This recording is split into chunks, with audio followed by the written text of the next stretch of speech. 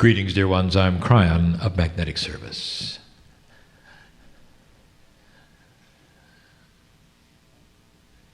There is the energy of safety in this place.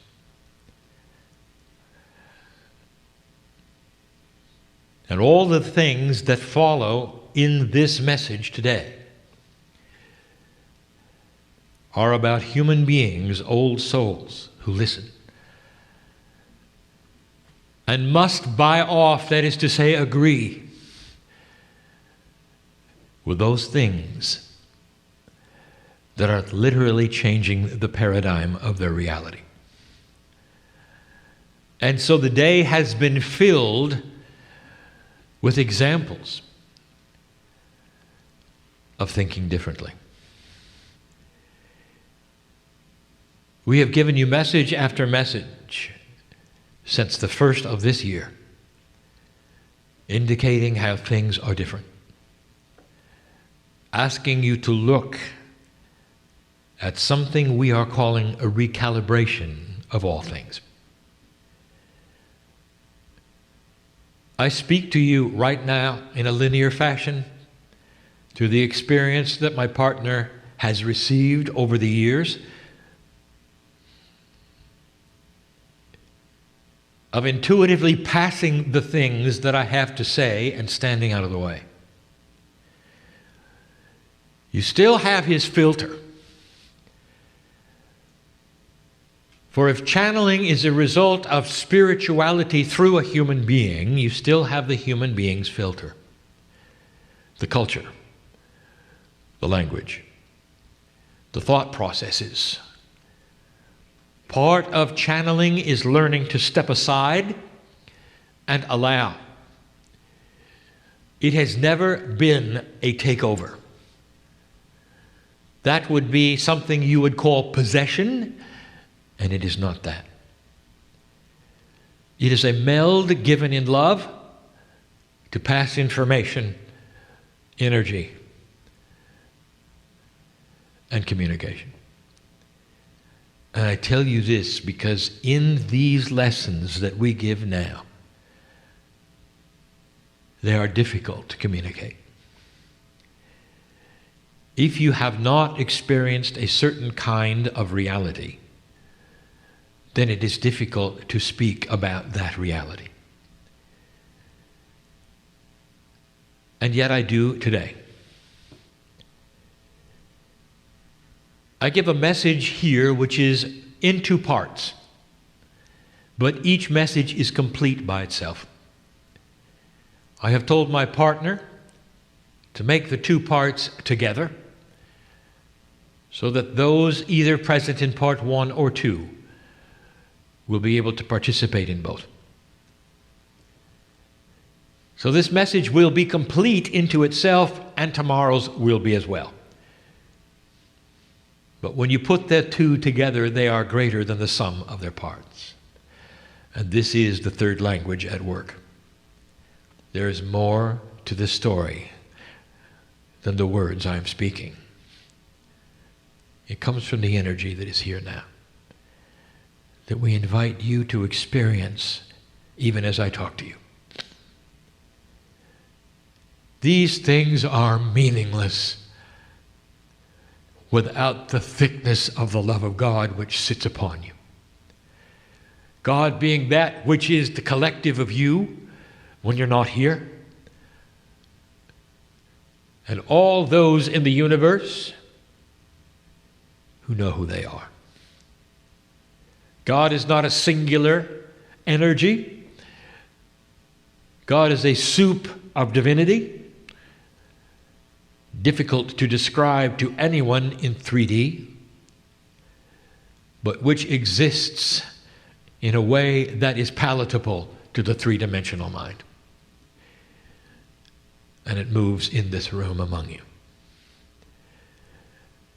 designed to prove that it's real.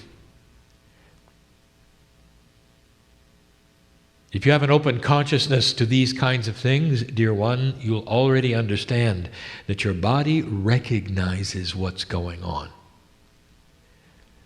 If you've come here for a healing, this is when it will occur. And it won't be from me or this chair or the apparition on my right. It'll come from you. The divinity inside you is tuned to the new energy, dear ones. The divinity inside you knows what is going on the planet. Dear ones, old soul, you have waited for this time. Young person, you're going to inherit a planet that is far different than your parents did.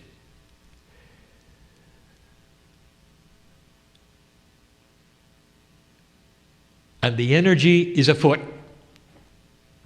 for you to start understanding what is before the light worker. I'll call this one the recalibration of self. Not to be confused with the recalibration of humanity or the human being, of self, the core of you. Energy is very difficult to define or explain. Often when you talk about energy, it is that which pulsates linearly through the wires in a double-phase system, which is your electricity. And that's not what we're talking about. Energy is not singular information. Energy is not three-dimensional, not the kind we speak of. It is a multi-dimensional attribute all around you of a confluence of earth and consciousness. And it brings about that which you call manifestation. You are born in a certain energy. We speak of the grids of a planet in a certain energy. And it's not well defined. You may walk into a room and say, well, the energy does not feel good here today. And then another day you'll walk in and you'll say, wow, did you feel the energy today? You can even use the word to mean positive and negative things. And so how would you ever define energy? We will say this. What I'm about to give you in the lessons is to say that the energy that you are used to on the earth, whatever that means to you, that you live in, that you work in, that you meditate in, that you worship in, is changing.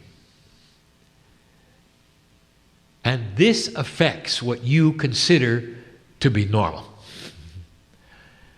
And so if we could give you any kind of a measurement, we would say, expect normal to change. And that's hard. For the human being survives knowing where normal is. You have to know. You have to know. For you to walk from A to B, you expect certain things. The air you breathe, the gravity you have, the magnetics that your cells depend upon in the grid. What if I told you that many of those things won't be the same? And the only thing you are aware of as a human being is that it feels different. So let us start by talking about these things which feel different. Here is an example of a recalibration. It's a summary of what we've given before, not long ago, regarding the grids. We told you that the crystalline grid of this planet, an esoteric, invisible, multidimensional attribute, was changing. We told you what it was. It is the memory of humanity. The crystalline grid is therefore linked to Gaia and responsible for that which you call portals and that which you call dark energy, even in spots where war has been, for it reflects a memory of what humans have done. That's the crystalline. That's why it's called the crystalline. We told you that. Because the metaphor of anything crystalline is that it holds vibration. And so imagine a grid around the planet that remembers what humans have done. Therefore, in those places which don't feel good, you will have had war upon war, battlefields that you would rather not walk into, light worker, for you feel the misery of death, of fear, of anxiousness. And it stays in the land, and you know it does.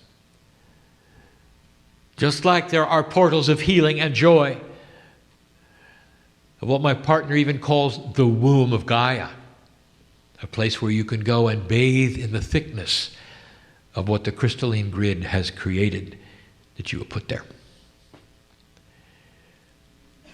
And we told you something amazing. We said that human beings are responsible for posturing that grid. What happens to humans is remembered, and the energy goes into the grid accordingly. We told you that there is an attribute that you have figured out, that it must be linear. That is to say, the more bad things happen in one spot, the worse it's going to be. The better the spot, well, the better things happen. And that is a linear remembrance. And we say, how linear of you. Well, that's not the way it is. For up to this time, dear ones, the earth has remembered non-linearly. Where those have died, where there's been great suffering, the earth remembers it a lot more than the birth of a child. It's responsible for what you call hauntings and ghosts and all of those things, the apparitions that are playing the tapes in the same way. That's the crystalline grid. And we've told you that the crystalline grid is what is measured. When you look at the planet and ask, where is it today? What is its vibration? Based upon what humans are doing and have done. And then we told you that the way the grid remembers is starting to change.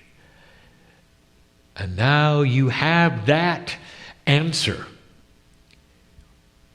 How can things done in the future change the past? Because what you are doing now is changing the linearity of the grid, and therefore, what happens, which is positive in the light, is going to carry a far grander and greater energy to the grid and to the planet and the remembering and the vibration than anything that has ever occurred before. Therefore, it overwrites anything that was there called the past. There'll be a day when you can walk into the battlefield and say, I feel nothing. Because there have been humans that have trod this path who were light workers, and every step they took changed the attributes of the field they walk in.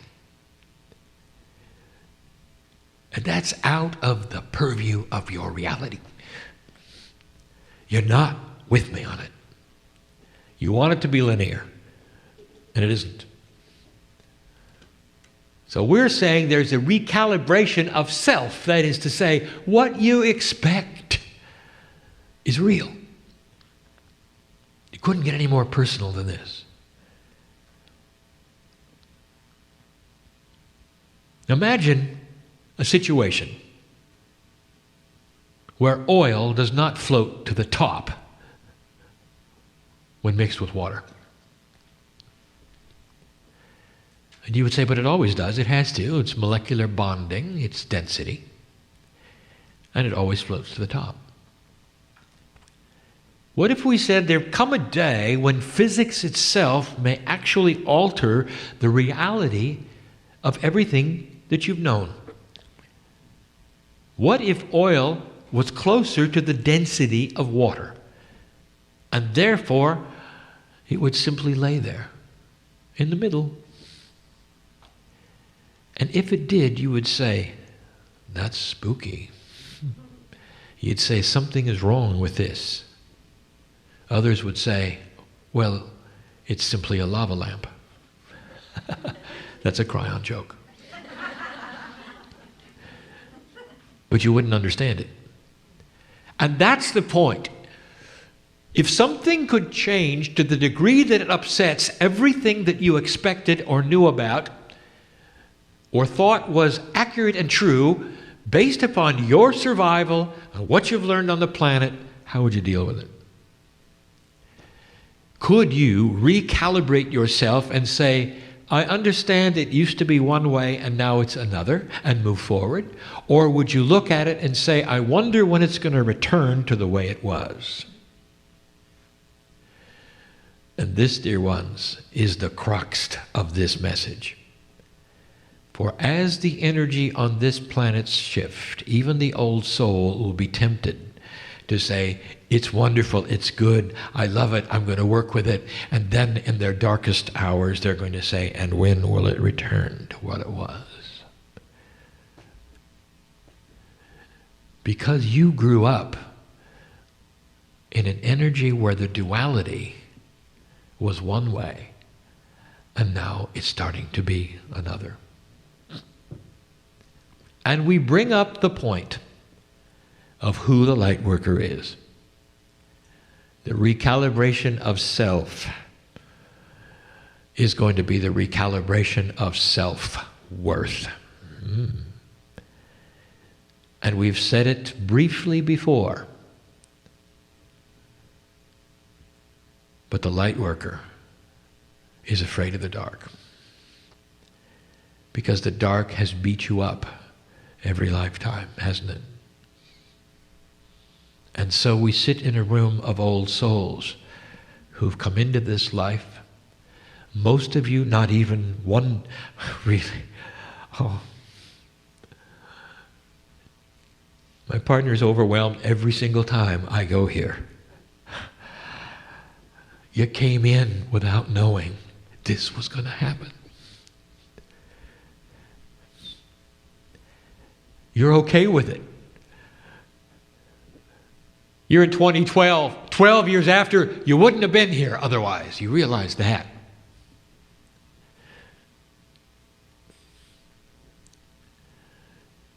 Those were the potentials, those were the fortune tellings of the time. Those were the words of the prophets, that you wouldn't make it. That the millennium would be your undoing, the beginning of the seeds of destruction. That war would take over, plague would do the rest. You can read all about it. It's printed a lot. And that's not where you are.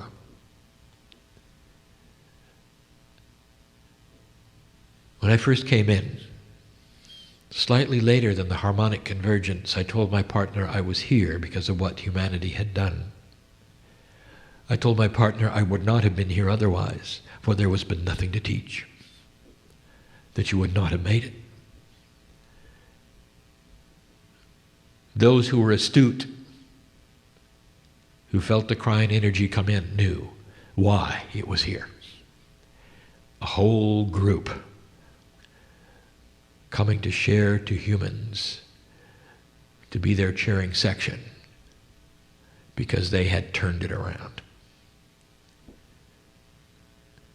The Soviet Union had fallen over, which was in no prediction anywhere. Other things had started to move around without any predictions anywhere. And there would have to be guidance and direction for this very day that you sit here. A recalibration of your survival instinct, of what you think is real. And whether you're able to cope with the recalibration or whether you're always looking over your shoulder, wondering when it's going to return. And so this message is one of two. An encouragement, an acknowledgement of who an old soul is and why they need to do this. And so we just lay it out bare.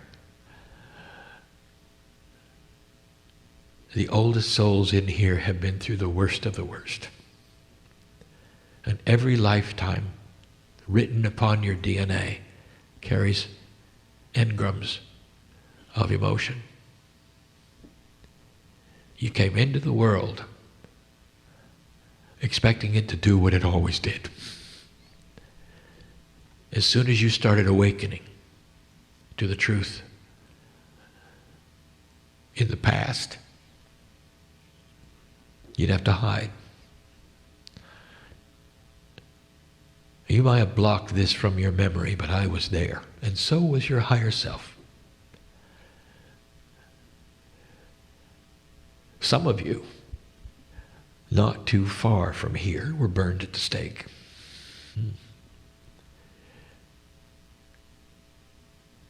Some of you came back to have it all happen again.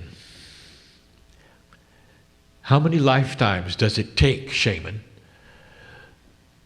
before you sit and say, I'm not going to do this again? Or you awaken in a modern society and you say, well, I'm going to go to the meetings, but I'm not going to tell anybody I'm going. So I'm not going to go through that again. Or you're careful who to tell about what you believe, because you're tired of swimming upstream and having the current beat you back against the rocks. Or perhaps you're tired of losing family and friends, or even jobs, because you happen to believe God's inside you. And that is the story of the old soul who was here in the room and listening to these words. And it results in an old soul who comes and stands tall as a light worker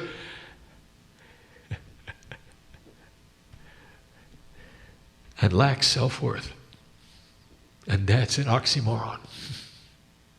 How can you have a lighthouse that's uncertain of its light? Or whether it's doing anything right? Or whether the waves will come and knock the light out? And that's who is in front of me. Because you're all that way. This turnaround cannot instantly create giants and heroes of worth. Especially among those who have practiced this for many years on this planet. Think you have it all figured out, and you don't. Not for this energy that's coming, you don't. And that's what we want to address. There is something coming where you will be able to manifest things only dreamed of, but it's going to take belief, realignment, and understanding that dimensionally you are more powerful in dimensions you cannot see than the ones you can see. And you weren't taught that in school or by your mother. And that's where we are. And you're going to say, well, what's going to happen, Kryon? Training, practice, intent, design. You're going to have to want to go there. If you do not actively attempt to change, you will always be floating on the surface like the old oil. We use that example because you have an idea of where dark and light goes on the planet. So let's bring this up in a way that you'll understand. Let's talk about that dark and light thing. Yet again, we have given you the information over and over that darkness defined is the absence of light. And yet, what do you do with this? You, in your mythology, have decided it must be intelligent.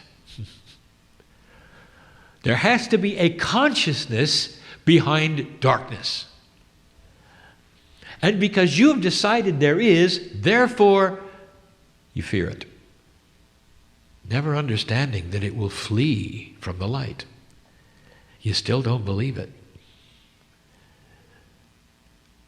Now, there are humans right now saying, wait a minute, Kryon, you mean there's no such thing as evil?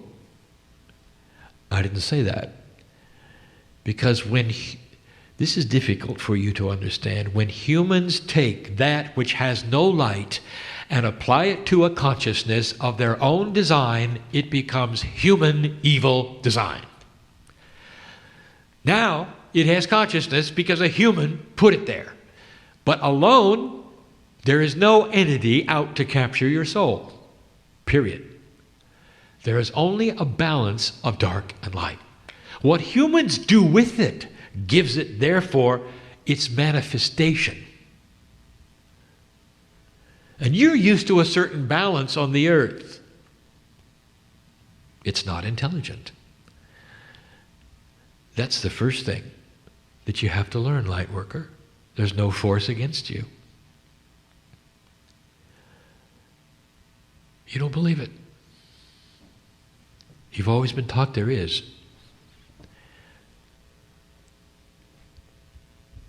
The brighter your light, the less darkness will be around. Oh, Kryon, I love that. How can I make my light brighter? By not fearing the dark. When you fear the dark, you give it your energy, don't you? So what is it you fear? That perhaps you will be in disfavor. That's survival, isn't it? There are so many things here, dear ones, that you're going to have to recalibrate. Who are you trying to please? Light worker. I'll ask you this. If you're trying to please God, you are pleasing God. I wouldn't be here if you weren't. If you're trying to please those on the other side of the veil, in some cases are your parents looking back at you, you're pleasing them. By the fight that you have put here, by the light that you carry, all is well. Do you feel that? Or are you looking around for some other approval somewhere and not getting it? Time for you to recalibrate that. There are things you should know about the way you think now and what is going on that's going to change. Kryon, you mean there's not going to be a struggle? No, yes, there will be. This struggle between dark and light will be classic. And you're going to watch it like a game. Perhaps even on your own ball fields where it goes back and forth and it doesn't seem to be one team winning and it simply goes back and forth. And what will you think about that when that takes place?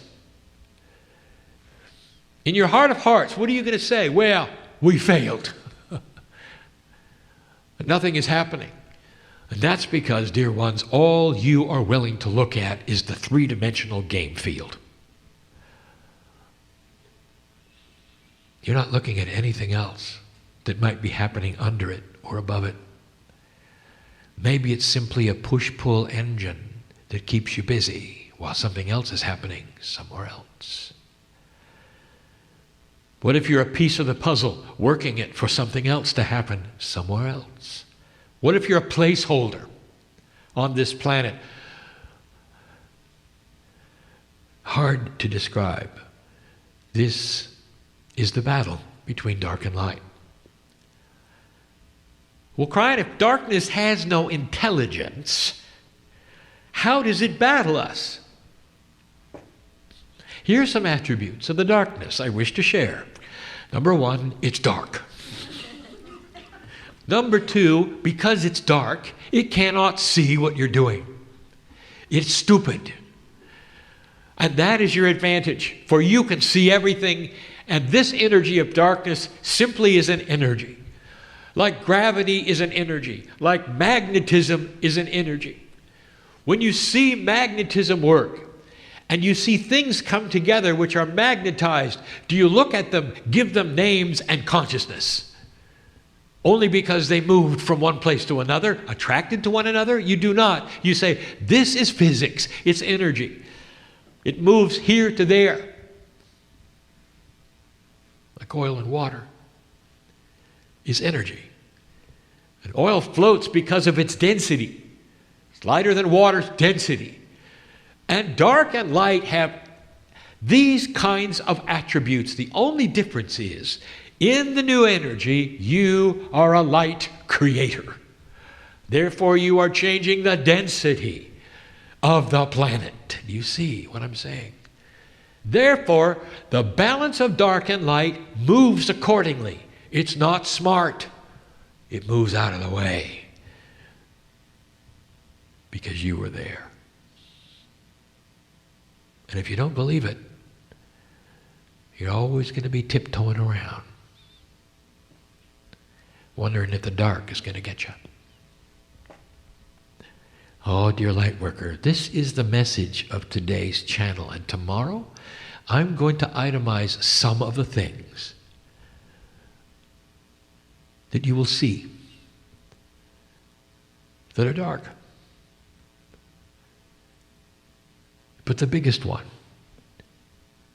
is, what are you going to do with it? Although darkness is not intelligent, it is still a balancing force. Therefore, you can expect it to have an effect.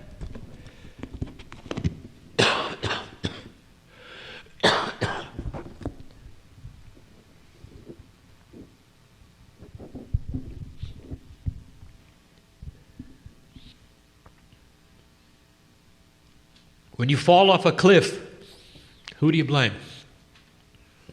Was it the gravity monster? What intelligence pushed you there? And how dare it take you down and hurt you? This is an example of a force that is there.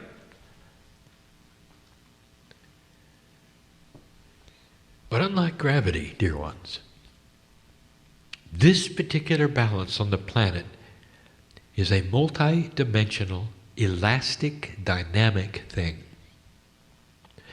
It has been the same way for eons, and now it's not.